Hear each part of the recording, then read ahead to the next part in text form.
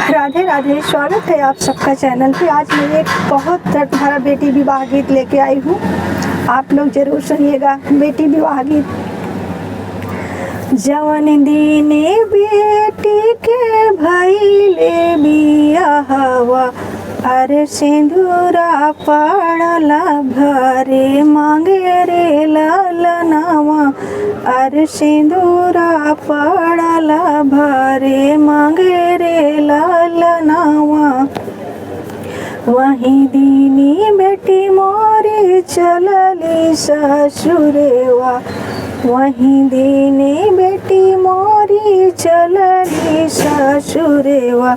अरे बेटी का मनवा उदास रे ललनवा, अरे अखिया से बहला गेलो रे ललनवा, अरे अखिया से बहला गेलो रे ललनवा।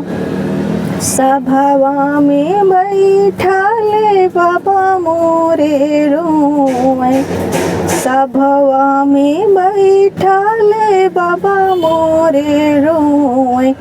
अरे अम्मा माड़ुआ के बिचरे ललनवा, अरे अम्मा माड़ुआ के बिचरे ललनवा।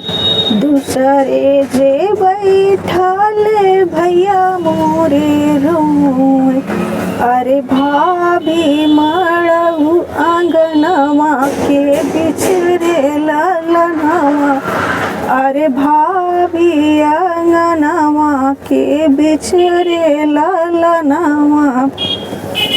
अपने पिया के घर जाऊए बेटी, अरे हंसी खुशी रखिया परिवार रे ललनवा, अरे हंसी खुशी रखिया परिवार रे ललनवा। रोवले चाचा और रोवली चाची, अरे रोवली बहिनी तो हारे रे ललनवा, अरे रोवली बहिनी तो हारे रे ललनवा। ना बोले सुगना और ना नाचे मोरेवा, अरे नहीं करे मैना पुकारे रे ललनवा, अरे नहीं करे मैना पुकारे रे ललनवा।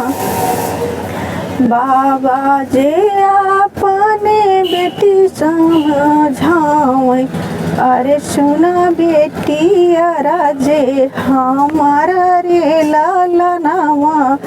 तोरे रोए से बेटी फटी है कर जेवा, तोहरे रोए से बेटी फटी है कर जेवा।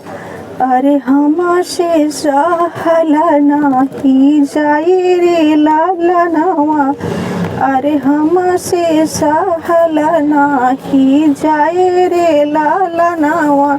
धन्यवाद।